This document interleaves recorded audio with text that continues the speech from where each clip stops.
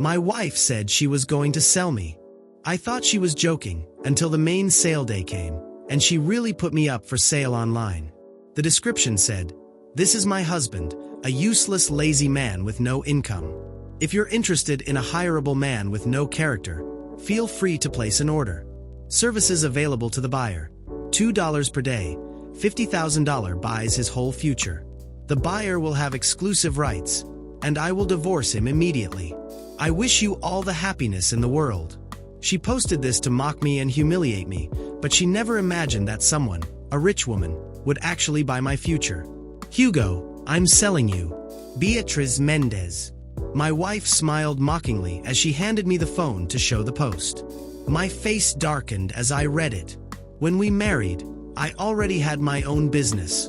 After that, she enjoyed the good life I provided. I even built a house for her parents in their hometown, worth hundreds of thousands, and gave her brother $1,000 to buy a house and get married. In our 3rd year of marriage, my tech company went bankrupt. Since then, I've been working from home, developing a video game, but in her eyes, that just makes me a bum who plays games all day and doesn't make a penny. "Isn't this going too far, mocking me like this?" I said coldly. "When things were going well, I never hesitated to give everything I could for you and your family, but now that I'm going through a bad time, you throw this in my face. This is too much. You've been locked up at home for 2 years doing nothing but playing video games. Am I wrong to call you useless?" she mocked. "And don't think too highly of yourself, anyway. No one's going to buy you. It doesn't matter if someone buys me or not. Just putting me up there shows how little you think of me. I've told you hundreds of times. I'm working on a game. When it takes off, everything will change. Get off that cloud, Hugo. You'll never change anything. And how can you be so sure about that?" I retorted. "Look at yourself in the mirror," she mocked. "You look like a beggar. The only difference between you and one is your clothes, and you're still talking about changing things. My time is being spent developing the game. Enough. I don't have time for your excuses," she said as she grabbed her purse and headed for the door. "It's 8 p.m. Where are you going?" I asked. "To work, obviously. How do you think we're going to pay the rent?" she answered coldly. "After my business failed, the bank repossessed our house. I'll pay the rent," I shouted instinctively. She just laughed and slammed the door hard. After smoking a few cigarettes, I put on my helmet, opened the delivery app, and waited for an order. Soon, I received one for crawfish, and the customer even left a $50 tip, asking me to peel the crawfish. When I picked up the order, I went to the customer at a bar called Galactic Lounge. Half an hour later, I was in front of room 88. Just as I was about to open the door, I saw Beatriz inside, in a group of 7 or 8 people laughing and singing, with Beatriz sitting at the center next to her ex, Leandro Carvalho. They were singing "So O Amor Verdadero," looking like a couple. She hadn't said she would be working late. I suppose she's working overtime, I thought, feeling the heat rise to my head, like a storm cloud hovering over me. At that moment, a plump girl opened the door. "Come in," she said. Beatriz, engrossed in the corner, didn't even notice me. "Just sit there and peel the crawfish for me. Let me know when you're done," she said, pointing to a corner. I settled in the back, turned toward them, and began peeling. After a few minutes, the group decided to play a game called Spin the Bottle or Truth. Beatriz lost and chose truth. "How often do you and your husband, asked Raquel, the plump girl, laughing and snooping into her private life. "Don't make me vomit. Forget it. We haven't done anything in over a year," Beatriz answered with disdain. "Seriously? Not even once in a year? Are you telling the truth?" someone asked, incredulous. "I swear if I'm lying, I should be run over by a car," she said, raising her hand as if making a vow. "Well, doesn't your husband even work?" asked another, laughing. You could say he doesn't work." "Not that I care," Beatriz replied. "That sounds miserable," someone sighed. "It's a real hell. You have no idea how disgusting it is, lazing around all day with video games, living off my money. Every minute I spend at home with that useless man is torture," she said with contempt. "Ah, Beatriz, you deserve better," said Leandro, comforting her with a hug. I stared at them sideways, feeling rage consume every cell of my body.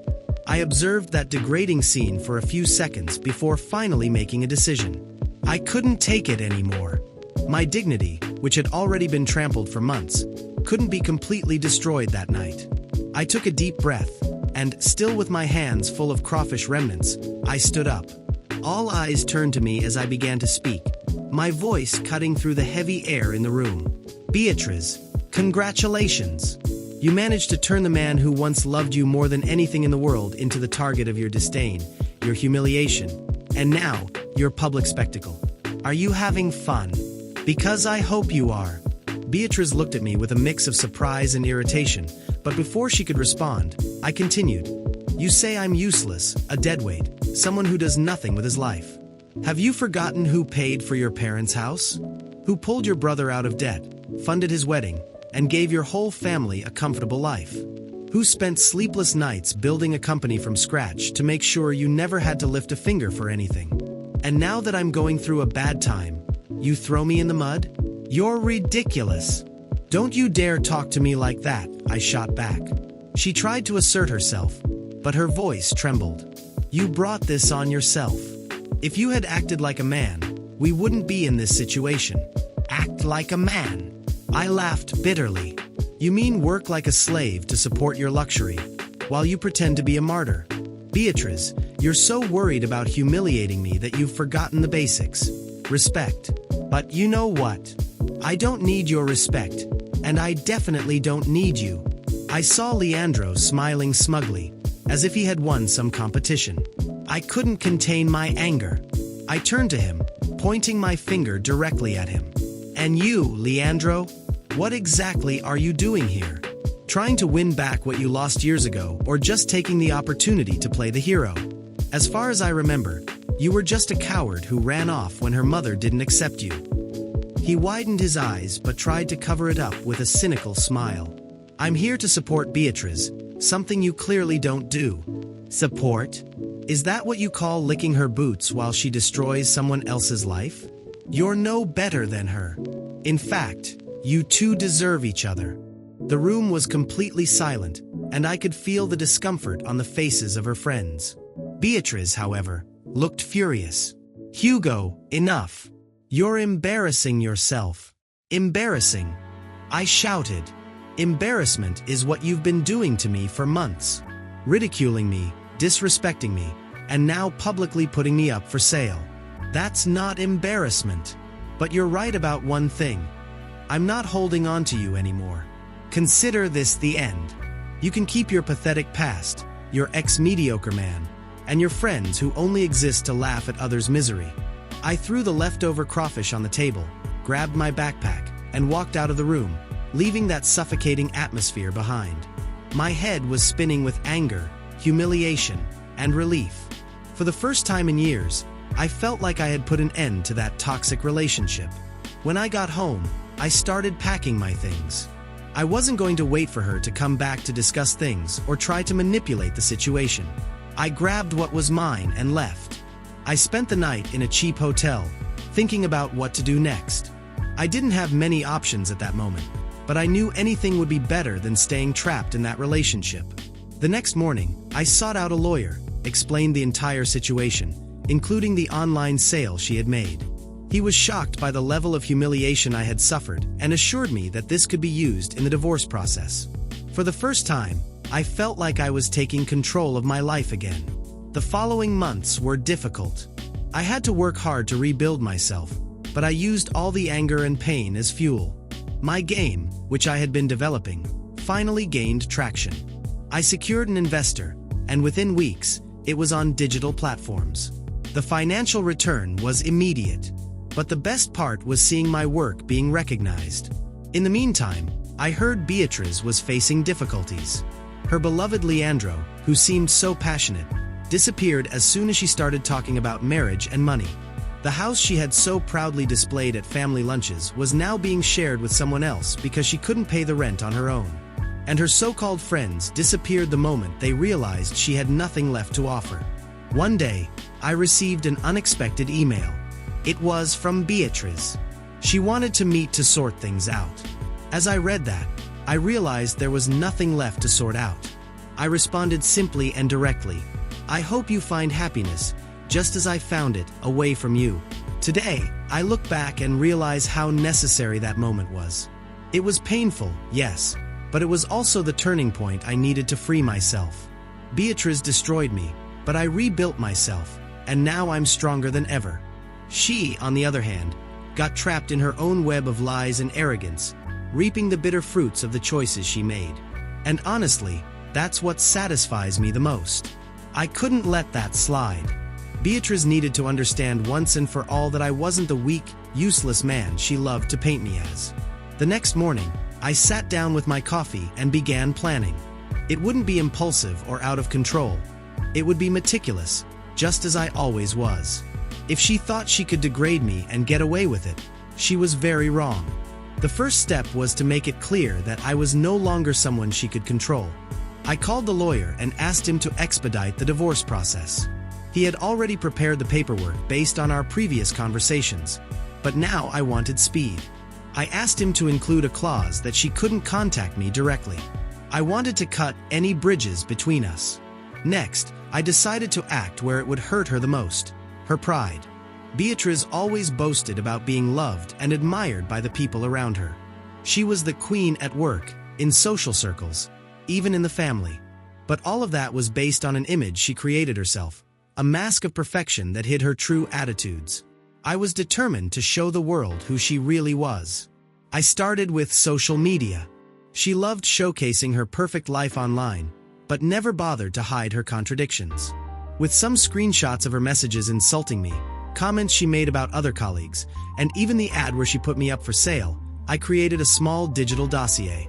I didn't post anything right away. My goal wasn't to cause a scandal, but to plant the seeds so that the truth would come out when needed. In the meantime, I reached out to a few people who knew about our relationship. Mutual friends, former co-workers, even some of her family members who, in moments of honesty, had expressed disapproval of her behavior. Slowly, I began building a narrative that showed how patient and dedicated I had been and how she had treated me with disdain and humiliation. Beatriz began to realize something was happening when her own friends started confronting her. People who had once laughed at her jokes about me began distancing themselves, some even questioning directly what she had done. She sent me messages, but I ignored them. Every attempt she made to contact me was immediately blocked by my lawyer. My biggest move came a few months later, when I managed to organize an event that was a mix of reunion and celebration. I invited everyone who had somehow been part of our former shared life. Friends, acquaintances, co-workers. Many of them already knew about the separation, but not the real reason behind it. During the event, I made a point of being honest about everything that had happened. It wasn't about defamation, but about telling my story. I showed how she had publicly ridiculed me and how her disdain had driven me to rebuild myself. The reactions were varied. Some were shocked, others suspicious, but most sided with me. After all, the evidence was there. Beatriz's mask was falling off, and she couldn't do anything to stop it. Her closest friends began to distance themselves. Her reputation as perfect began to crumble. It didn't take long for her to try to fight back. She made posts trying to paint me as a bitter ex-husband, but every attempt was disproven by those who knew the truth. The more she tried to justify herself, the more evident her guilt became. Slowly, the people she held dear began avoiding her. Her social life, which had been her greatest pride, started to collapse. I, on the other hand, was thriving. My work as a game developer was finally gaining recognition, and I began to attract attention for my story of overcoming adversity. I participated in events and gave talks, always emphasizing how I had turned my pain into fuel for my success. I didn't mention Beatriz directly, but those who knew the story understood the references. One day, while walking to one of those events, I received an unexpected message. It was from Beatriz. I didn't read it immediately, but curiosity got the better of me. It was an apology. She said that now she understood how much she had hurt me, that she had lost everything, and that she wanted to talk. I didn't reply, not because I still felt anger, but because that message was the final proof that my revenge was complete. She had lost the control she once had over me. And in the end, that's all that mattered.